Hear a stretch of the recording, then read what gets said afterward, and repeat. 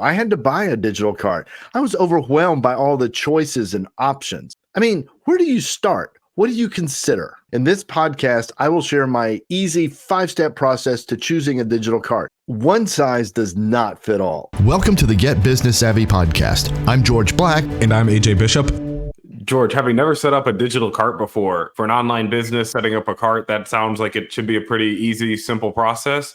But as I was looking at the details of each of these products, this was anything but easy. And I was feeling exactly like you. I was overwhelmed with the details. That's exactly right. Because and we're just looking at 3. There's like 33 or something, and we're going to look at WooCommerce, SureCart, and ThriveCart. I think the first step in this process is before you look at any digital carts, you need to decide what's the number one thing you want to accomplish with a digital cart. And that ties directly into what type of business you have, who your customers are, how you're selling to them, what products you're selling. It really depends on the product or service that you're offering to your customers.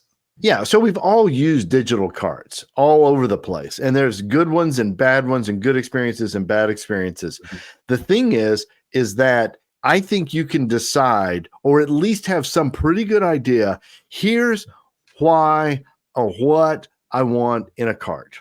If you start there, that begins to eliminate a lot of choices. And you're going to hear in this process, that's the whole idea. We're going to start at big stuff, and then we just want to start eliminating, well, that cart doesn't do it, and that cart doesn't do it. And it whittles it down pretty quickly to what to the carts to actually consider. Yeah. And George, as you're going through that process of knowing what your business is and what you want to accomplish, what are some of those specific things you're looking for in the pre-work of evaluating these digital carts? Well, I mean, a huge one, of course, is the user experience, both on the front-facing side to the customer, and then also your experience with the product, and how seamless is that? How easy, how hard? We'll get into that in a minute. Another one is, what are you actually selling? Because what you're selling, some different carts will specialize in different things, like certain kinds of products or services, and they're better at subscriptions, or they're better at split pay or one-time pay or that sort of thing. And another huge consideration is what's your volume. If you've got like low volume, high price, or you've got high volume, low price, and that will really determine the robustness of the cart you need. So then, George, in your case, as you were setting up your cart, what was the number one thing you wanted to accomplish? That's a great question, because I was thinking about it, and so I kind of got a sense of what was out there, and I will tell you, and just by listening to this podcast, you're going to get a sense of what's out there. I wanted an affiliate marketing program. In other words, I wanted to be able to provide a link to somebody who wanted to be an affiliate, who could give that link to people, and they would get a payment for selling whatever that product or service was, like my e-course, for example. But there was more. I wanted it completely seamless. Okay. So so people are buying e-courses all the time. Okay. Well, I don't want to keep up with that. I want to be able to just where if you gave an affiliate link to someone, they bought the e-course, then boom, you get your payment automatically. It just works. And I don't have to worry about it. That robustness was by far the most important thing, because that's central to my marketing strategy. And you just hit on a key theme of what we talk about on this podcast all the time, which is strategy and doing things based in strategy. And so as you're evaluating this digital cart, makes perfect sense that you do it no different. You think on your strategy and which one is most in line with that strategy. So this leads right into the second point of the process. I think you need to ask yourself, how is this cart going to boost my sales? Because if a cart is just like a cashier at Walmart and they're just taking your money, well, that's not going to boost your sales. I want something that really, will pop a free offer, an upsell. They've got downsells, they've got bumps, they've got all these kinds of things. And one of the things I discovered was ThriveCart did this. and and you'll kind of discover this about them, that they have different specialities. So ThriveCart is all about, boosting the sales. I mean, it's all over everything if you go there. And by the way, there's an affiliate link. Speaking of affiliate links, there's an affiliate link to ThriveCart in the description. Would love for you to click on that and check them out. And that helps pay for our podcast, by the way, just saying. So SureCart, we mentioned them, they're trying to catch up on this. Okay. They're not there yet.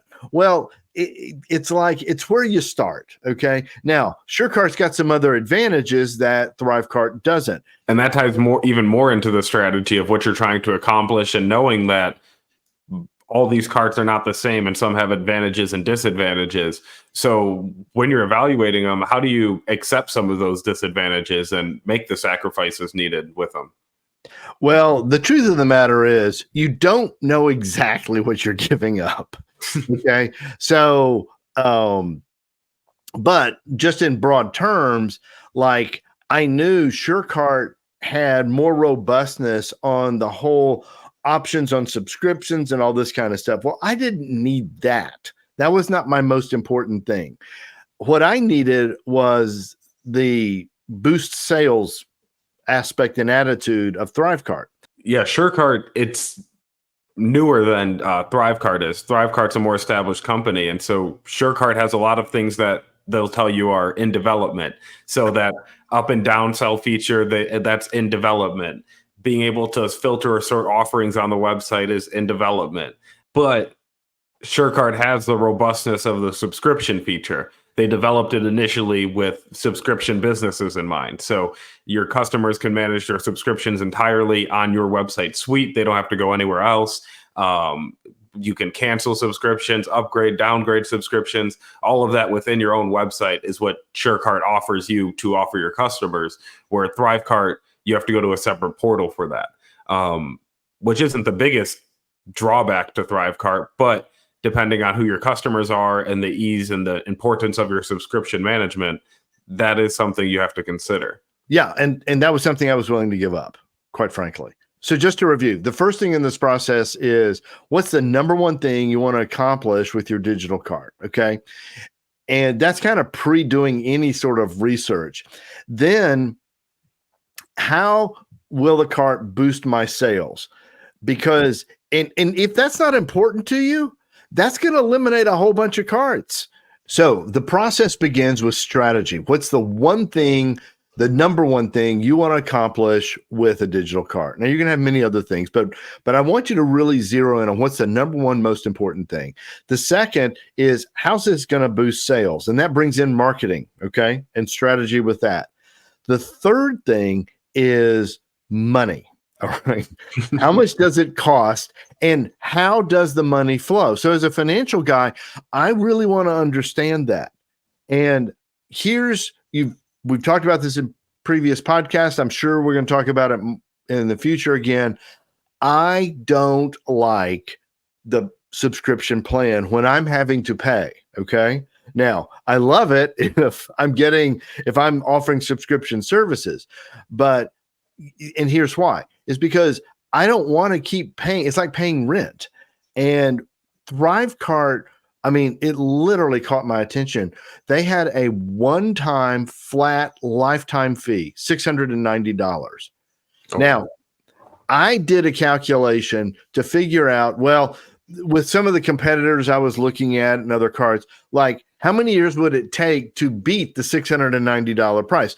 So like, if I'm looking at a competitor and they're $30 a month and ThriveCart $690, I was doing math to figure out, okay, it'll take a couple of years. And then after that, I'm making money on this thing.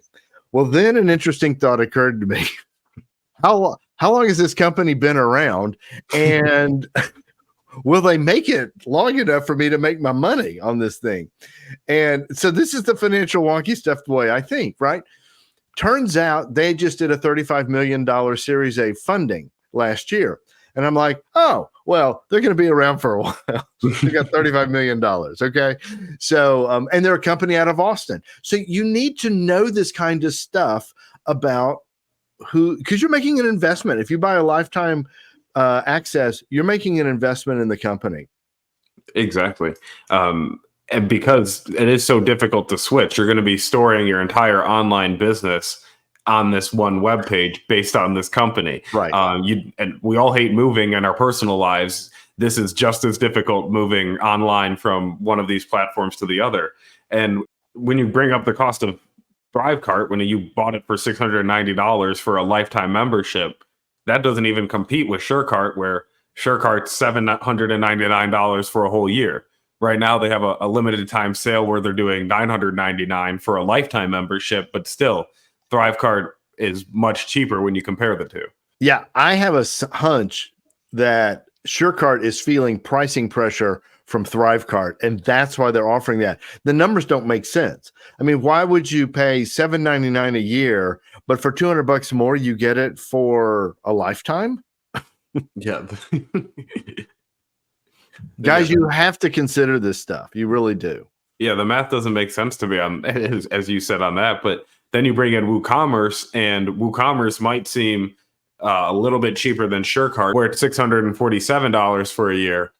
But WooCommerce is a self-hosted e-commerce plugin, which we'll get into more detail in a little bit. But in terms of pricing, that means you're going to have to pay for additional plugins. WooCommerce isn't a full suite that has everything you need. It's only one certain plugin, and then you have to add on more and more plugins on top of that in order to keep going, which is going to add to your subscription cost inevitably. Right. But we definitely want to go there next. But before we get there, let's talk about one other aspect of this. And all of these carts integrate with like PayPal or Stripe, something like that, because they don't store the credit cards. They rely on a third party. So you have to have a Stripe account, for example. So with ThriveCart, I like Stripe. Okay. I would totally recommend it. Well, Stripe is boosted out to like 135 countries or something like that. They take everything now. Well, then ThriveCart upgraded so that they could host all of those options on your site. Okay. Now it sounds to me like SureCart's still trying to catch up on that. Okay. But here's the thing.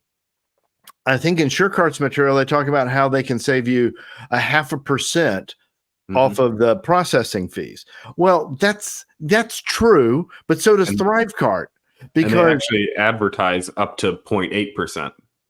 Yeah, that must be with somebody else, like with PayPal or somebody else. With Stripe, what Stripe came in with about a year ago is 0.5% if you run the invoice through Stripe. Okay, because that's what I used to do. I would just use Stripe. So then with ThriveCart now, ThriveCart does my invoicing, and it just goes to Stripe and gets the payment. So I don't pay that 0.5%. Well, they're technically saving you the money. You got to run $100,000 through to save $500. Okay, and look, that's real money, and I absolutely would say do it. I think what you get is more robustness in the kind of invoicing and all the different options. That's what you got to be looking at. So let's hop on to the fourth step of the process, which AJ, you just alluded to with the way WooCommerce operates with a plugin or multiple plugins. And it's how does a digital cart affect the speed of your site, and how easy is it to deploy? Yeah, and when you bring that up, WooCommerce is going to be the most likely to slow your site down because it's just a cart plugin. You're plugging your cart into the website, and any additional plugins that you're adding to your website, they're all going to just start stacking on top of each other and draining data. Where SureCart's a headless plugin, so they don't store any data on your site. They store all of that at the SureCart site, and the plugin is just the cart for your website. And then ThriveCart's an app. The cart doesn't even plug into your WordPress site. Right. And actually, I think that's really slick because, so in other words, I go over to ThriveCart, I log in. If you can't tell, guys, I have ThriveCart. That's what I chose. I guess that was a big reveal too early in the podcast. But here's what's going on. So you go over to ThriveCart's site. You design all your products, all your templates, all your checkout, everything. Then you sync it back to your website. and you're given an embed HTML code. It's just cut and paste, so you don't write anything. Okay, don't get scared. And you just drop it on the page, and voila, you have your checkout page. And the customer has no idea you're actually interfacing with the ThriveCart site. They're on your website the whole time. What I like about that is it's very robust. There's no speed effect on the website at all by doing it that way. Now, it is third-party hosted, okay? Whereas like with WooCommerce, you can bring all that stuff onto your website. Now, it just depends what you're doing, because WooCommerce is really beefy, and you may need beefy to do the kind of checkouts and sales that you've got. It depends volume, okay? I'm guiding an entrepreneur. He's using WooCommerce. We've had 2 years of problems with it dramatically slowing the site down. What we ended up doing was we had to go to a much higher level, faster server. So we had to upgrade that, a hidden cost you wouldn't have thought about that. But for a lot of people, WooCommerce will be just fine. It may not slow your site down. So these are all, and it's kind of like ThriveCart's an app, and it sounds like SureCart's kind of something in between. What it is it's a plugin on the site, but the plugin is just it's like a connection, an API integration over to the SureCart. So it's more like ThriveCart and less like WooCommerce. And then WooCommerce is just a full-blown plugin. And that's exactly the wonkiness I was talking about at the beginning of this when I said you can get overwhelmed with these details. Yeah. Can you tell that I bought this on my own? So I learned all this stuff, right? And that's kind of how I like to do it anyhow. I like to understand what I've got and make those choices. So in review, you want the strategy of what's the most important thing for you. What do you want that cart to accomplish for you? Number two, you want to ask, look at, can the cart boost my sales? And if so, how? Three, talk about the money, the cost of it, and how the money flows. Honestly, that's going to eliminate a whole bunch of them out there. I think they could be too cheap, and I think they could be too expensive. And then the fourth step is, how does it affect the speed of your site? Now we're ready to get into features. That's step 5. How easy is it to deploy? What are the features you like about it? What are the features you don't like about it? Because I think if you follow this step-by-step process, you've already been eliminating certain carts, and you're probably down to 3. Like we're down to WooCommerce, ThriveCart, and SureCart. Yeah, and that ease of deployment is so important for a business owner who is operating a business and they just want their website set up and payment processing set up through their cart and money coming in so that they can keep getting back to business and collect their money.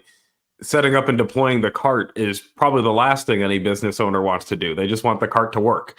And as you set that up, you're going to find that WooCommerce, you almost definitely are going to need an outside website company to help you set that up, to make sure the plugin's operating correctly and all the code in your website is aligned. Then you can take a step up in terms of user friendliness with SureCart, where that's a lot more user friendly. You can drag and drop. There's areas to add code, but it's still a little bit more complex when you compare to the app that ThriveCart is, where that's going to be the most user-friendly interface because it's an external app. And they have it all set up where it's nice and easy to drag and drop. And George, I know you've been set up with it, so you can speak to how easy that user experience is. It's very easy. Now, the trade-off is robustness, okay? So one of the things I have found in all candor with ThriveCart is I can't do certain things, or I can't set up certain things. So for example, let's say you bought a subscription for $100 a month, okay? And you want to upgrade, you're the customer, and you want to upgrade the subscription to the $150 subscription. I think the only way it's going to work in ThriveCart is you got to go cancel the $100 one and rebuy the $150 one. That's pretty clunky, okay? If that's important to your business, ThriveCart may not be the best option. I'm be honest about that. But if you can get around that, it could be just fine. I wanted ease of setup. Here's the other reason for ease of setup is if you don't have the money or the time or the patience to deal with a big website company to come in and by the way, when you bring in a WooCommerce plugin, you got to make sure it doesn't conflict with all your other plugins. This stuff is crazy. Okay. So I think the SureCart piece is in the middle, but when I was looking, they didn't even have the promise of upsell and downsell. Now they're saying, well, it's going to come out sometime in the future. Well, they're feeling all this pressure from ThriveCart. It's obvious. So why not just buy ThriveCart? But and here's the other problem is you really don't know until you get your hands on it and you start working in it to figure out, oh, is this doing what I wanted to? The other thing I've discovered with ThriveCart is it's very intuitive, but I didn't know it could do certain things that it can do. And so I've started watching some tutorials and things like that because it's like when I have an issue, then I can do it. And by the way, one other thing with ThriveCart is you can sell physical products through ThriveCart. It's not just digital. So you can do either digital or physical. I'm only doing digital. But when you look at these things that we're talking about, it gets your feature set. Now it's like, okay, you get down to the features. Do the features last because that's your trade-off. And I wanted marketing. I wanted affiliate links. I think that's really cool. And so that's what I did. And that's why I went with ThriveCart.